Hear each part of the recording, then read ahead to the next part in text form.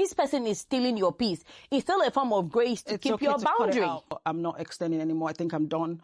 There are times where I'm just like, you know what? No, this is dead and gone. Buried. Let's go. Let's move on. Because I know you ain't generous with your grace, girl. Girl, I didn't want to go home. I thought, oh my gosh.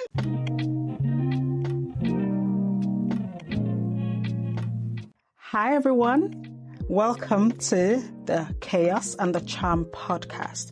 I mean, you already know this is a safe space where we talk about everything: life, love, loss, grief, you know, how we do. But today I've got an amazing friend of mine, Opeyemi Lashere, and I'll allow her to do the honors of introducing herself.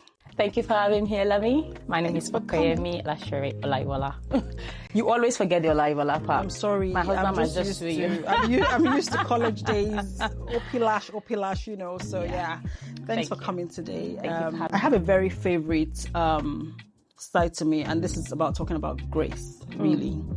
And as you know, I'm a very strong advocate of extending grace, and I've said it many times in my Instagram and all of that. For you, what does that mean in today's world with everything happening? Chaoses, storms, and either the ones that that's happened from your end or from someone else's end. How do we? I want people to hear from a different perspective. How do we extend grace, or how do you practice, giving out grace or receiving? That's a very good question, actually, because especially in this world we are living now, where it's all about aura for aura. You do me, I do you. Yeah. It's very, very important to extend grace. Now, I'm nothing without God. So I'm going to make a quick biblical reference to the book of Ephesians that you said even salvation was given to us by grace through faith. Yeah? So, which means even that we were not qualified for it. Mm-hmm. And in thinking about grace, I would say first we need to extend grace to ourselves as individuals. Absolutely. Because with the way the world is moving, there is a need to just compete, or you feel like I'm not doing enough, or you feel like this person is overachieved more than I have, Mm-hmm. But it's important that we're compassionate towards ourselves. And we think about it that it's another day to be better, and just take it one day as it comes. And then thinking about extending it to other people, I believe it's just a case of taking things with a pinch of salt and just saying, okay, if I were in this person's shoes, how would I like to be treated? Shall I just say, what exactly is grace? It's just something that you don't deserve that you're given. Yes. You do not deserve it. Mm-hmm. You're just given it on a platter. Yeah. So if you're going to extend grace to yourself, it means that you just give yourself another chance, or it could mean that you're strict with yourself, or you could mean that you have to open another chapter and say, do you know what? I've learned from that failure. I'm going to do it again. Mm-hmm. That's to yourself. To other people, it could be boundaries. It's still a form of self-love. To say, do you know what? This person, you've done this. I'm not saying grace is you keep giving opportunity. That's not what I'm saying. No. Yeah. Okay. So if in the situation where a particular person keeps doing something over and over again, or it might be work, it might be your colleague at work, it might be church, it might be anywhere, and it's for you, it seems like you've given so much, and it seems like at what point do you say, you know what, I'm not extending anymore, I think I'm done. I think I'm done with this. I think let's just call it quits. Sometimes we how do I frame this? Sometimes we think so much about ourselves. Mm-hmm. It's good to think about ourselves, but we're supposed to be selfless. We're too selfish. Let me put it that way. We don't even realize it. Yeah. So I'm extending grace to this person. In the context of your question, it means that they're hurting you. Is that right? Yeah. They're doing things to hurt you. Mm-hmm. But in terms of extending grace, you want to give them another opportunity. Yeah, but what did you do about it? Do you extend grace to yourself first? Because if this person is hurting you continually, then perhaps you need to set some boundaries. Mm-hmm. Okay. Do you know what I mean? Mm-hmm. The Bible says to be at peace with all men. Blessed are the peacemakers, for they are called the children of God. Mm-hmm. Peace. Right? I think peace and grace work hand in hand. If this person is stealing your peace, it's still a form of grace to keep your boundary. So you know what I mean? To cut it out. If you have a conversation, does not mean it's coming from a place of bad intentions or any hard feelings. It's just that, at this point, I think it's time we call it a day. But we can love and laugh from afar. Be civil, be cordial, but not necessarily extend too much of yourself. If they're stealing your peace, or if that job is no longer good for you, I think is the right thing to do is to extend grace to yourself and leave the job and find something else. Do you know what I mean? So, okay, in doing that then breeds like some sort of contempt or some sort of weird narration about your person. You know, sometimes people don't accept these things in a subtle way. They just see it as what, you know. So and there's so many people you can reach to start. I'm not a big fan of, you know, saying, okay, my side of the story, your side of the story. Oh, it just gets all messy. But how do you then manage a narrative of yourself that doesn't sit well with you because you're not willing to extend any more of yourself to that person? Like I said earlier, boundaries are also a form of self-love. Mm-hmm. Sometimes it's okay to let people have the narrative that suits them. Yeah. Because that's the word. You cannot go around explaining yourself to everyone. And I'm answering your question from the perspective of friendship, I believe, extending grace to other people, or maybe just somebody. Do you know, growing up, it might be to your like parents. Interestingly, I was going to say, growing up, there were things that my parents did, and then I've come to realize that, oh, do you know what? I didn't quite like that. Yeah. Am I going to say they're not my parent anymore? Or you just So I've come to a place of peace to accept that this is my responsibility. They did what they could do, the best they could do with the resources that they had. Yeah, absolutely. So I move on from that and think, okay, what am I going to do now? So that person probably, this job has served me enough, but it's no longer serving me. I'm going to move. Okay, this person has been my friend for so many years. Great. But this thing keeps going on. I've had a conversation over and over. Yeah. I'm going to extend more grace to myself now and walk away from it. Makes sense. If it's still in your peace, why are you still there? It's about being happy. I think sometimes it's necessary to be a bit brutal. Yeah. And that's where the word brutally honest with yourself. And I think this parent side of things also coming from, I think we millennials, we really suffered all of this. But when you think about it now, you laugh about certain things, but then at that time, you're like, oh, what's But now, I mean, we learned, and, you know, I quite like your perspective to this. So thank you. Thanks for sharing that side of yourself to us. So, I mean, we've delved into, you know, other parties, but we do know that, like you mentioned earlier, it's important to extend grace to yourself. Mm-hmm. I mean, we all fall short of certain things. Like, I mean, at times I've failed in certain things myself, and I've had to look inward and, you know, extend that grace to myself and be like, oh, don't be too hard on yourself, bossy. You know, you can always try again and all of that. Is there any time where you've actively extended grace to yourself and see that, oh, Ope is deserving of love and grace herself? Oh yeah. Plenty of stories. I mean, you asked that. So when I was talking about parenting and whatnot, I'm a firstborn daughter, and I was raised to understand that you always have to be top of your class. Perhaps I wasn't really given the why of it, because it came to a point in my life that I thought, what is the big deal about being first all the time? You know, in primary school in Nigeria, you had to be first. And if you were not first, what are you going home to do? That's what I believe. I remember being in JSS2, that will be year 8 here, and I was second. I lost to another girl. Second is still good. Girl, I didn't want to go home. I thought, oh my gosh. You know, and that was a little right. I dealt with it. But the first time it hit me that I thought, oh my gosh, I failed. I was in uni. I studied pharmacy. And it was my final year. In one of the papers in my final exam, I failed it. I failed it. And honestly, I didn't know how to deal with it. Yeah. But sometimes with extending grace comes taking responsibility, assessing the situation. What did I do wrong? What could I have done better? and actually accepting responsibility. That's all part of extending grace, because it's not just all about, oh yeah, it didn't work, I'm just going to try again later. You got to do something different. Do you know what I mean? Perhaps that was a wrong approach. So it was all about me saying, okay, I'm not going to graduate with my friends.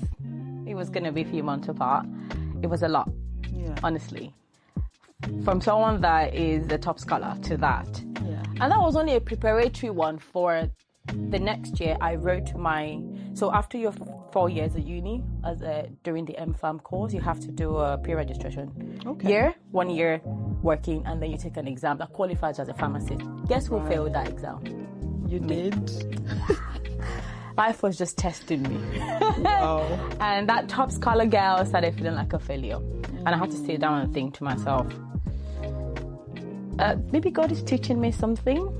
So sometimes we need to take a step back and say, what can I learn from this? That's all about extending grace. What am I supposed to learn? Because one thing about me, if I don't learn it, I don't move on to the next step. So what did I have to do? Sit tight, write the exam, and I passed. So to anyone out there who failed their dispensing exam, their pre-registration exam, don't worry about it. Just know what you've done wrong and try again.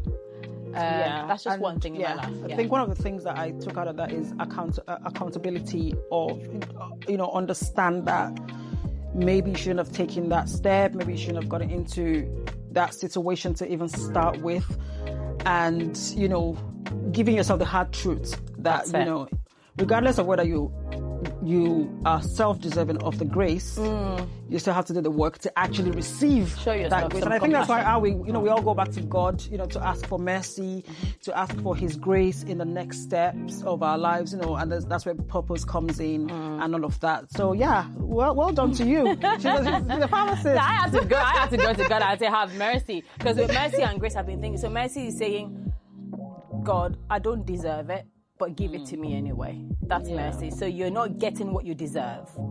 So basically, somebody, for example, during the exam, they were caught cheating and they should have been just taken out of the exam room. And the invigilator goes, do you know what? You can stay and write the exam. Now that's mercy. Oh, wow. That person must have prayed hard they didn't get what they deserve. That's an example. Oh, wow. So when you say mercy is not getting what you actually deserve, the punishment you actually deserve. And grace is basically just getting what you deserve. Yeah, like God overlooking your shortcomings and still seeing that you're deserving. That's grace. Of a new chapter in your life. Oh, okay. That's quite good. He's giving you grace. Give others too. Give yourself. Honestly, He did give me grace. Well, and I do extend a lot of grace, and I'm sure you know that. I do extend a lot of grace, but there are times where I'm just like, you know what? No, this is dead and gone. Let's go. Let's move on. Because you don't want to hurt yourself in the process of trying to make other people happy. So it's good that you've asked me about extending grace to yourself. I've got one for you. Okay. About a story I recently heard. Okay. Let's see how you're going to deal with it, because I know you're in generous with your grace, girl. But sometimes you are. So, a girl who was almost sexually abused as a younger girl, when she was younger, I guess, at some point. Yeah. But the perpetrator, so she managed to get away. I guess it didn't happen or whatnot, but she was comfortable enough to report this almost incident to her parents. Okay. And I think it turned out that the guy was punished and she was also punished. Right. The typical, how did you get into that situation? What happened? Or whatever it was. But she was punished. And I think that may have shaped a lot for her. Okay. And maybe she then held that against the parents for a while. Right. And then maybe, I think she was coming from a point of losing trust in your parents. That was the angle where the conversation was coming from, and not being able to tell things to people because they probably just punish you for it. So if you had an age-long, I won't say hatred, but misunderstanding with your parents because of something they did when you were younger that you didn't like how they approached it, how would you extend grace to them, or how would you deal with it when you're obviously much older and you understood what happened better? That's a tough question, but I think for me, I think I would have maybe gone through a process of reflection on, everything that's happened back in the day. And whilst I'm probably not happy with how they probably dealt with it, I would also come from the angle of maybe that was how they knew how to. Right. Okay. Yeah, because, we do have children in Nigeria that are very naughty. So they might be coming from a point of, in Yoruba, do you get how would you get to the point where that was going to happen to you? Right. So I'll probably, at my older age, that's the angle I would look at it. And I'll, say to myself that, it's happened, I'm where I am today. I'm thankfully successful, or I'm doing okay. My parents are still alive by the grace of God. So I think it's time for me to forgive them. Okay. To release myself of that burden that I've been carrying from a young age. And that way extending that grace to them. But having that conversation, would you have the conversation have with that them? deep conversation with them that, the reason why I'm XYZ towards you in some situation is because this is what I've been dealing with from how you dealt with this thing back in the day. Out of loved it if you handled it a different way, or maybe with a bit of more care towards me, because that's a very terrible thing to happen to anyone. And then do that, and we'll all pray about it, and then start mending towards reconciliation and restoration of the lost years. So I think that's what I'm going to do at my age now. And whilst all of this is happening, still being thankful that, they're still here. They brought me into this life. They're still here. They're trying their best, they probably didn't know how you've been feeling. So, being expressed, I'm a very expressive person. I'm very vocal. Sometimes it's annoying, it's always good to talk about these things and go from there. That's really good. I think that's the angle that That's really good. I've picked up a a lot from that, from what you said. So basically you're talking about extending grace to yourself first, and maybe releasing yourself, like you said, then having a conversation with them, and then you can be at peace with them, and just and you said something very important, that is probably what they knew how to do at the time. It's not an excuse, but we can't extend change grace to them. It's very important, and a lot of times our parents do hurt us. Oh yes, but unknowingly. Yeah. Wow. Okay. Or unconsciously, they think they. Think and there you have it. Extending grace to your parents too. See? It's not as easy as it sounds or as we make it seem, but it's always a step in the right direction. Because that way you're unburdening yourself from, and then you'll realize that when that happens, when there's restoration happening, reconciliation taking place, you will realize that your outward outlook to other people begins to change. So the people that you're probably like, I don't want to talk to this person because of how you've grown up to be, you find out that you're beginning to soft pedal and you want to get to know people even more, and you would not just judge people based on certain things because you're already going through your healing. Yeah. That's a great angle. That's a great angle. Yeah. Extending grace. I think grace and peace have a lot in common. Oh, yes. That's something. Right, before we call it a day, I have trick questions for my guests. So this is something that you would expect when you're on the pod. So, Ope, I've got a question for you. Shall I be worried? I don't know. So, go for it. If you woke up tomorrow with a completely new skill or a superpower, what would it be? Are they different? A superpower or skill or the same thing? Well, pick one. I can't choose between having a lot of time or being able to read minds.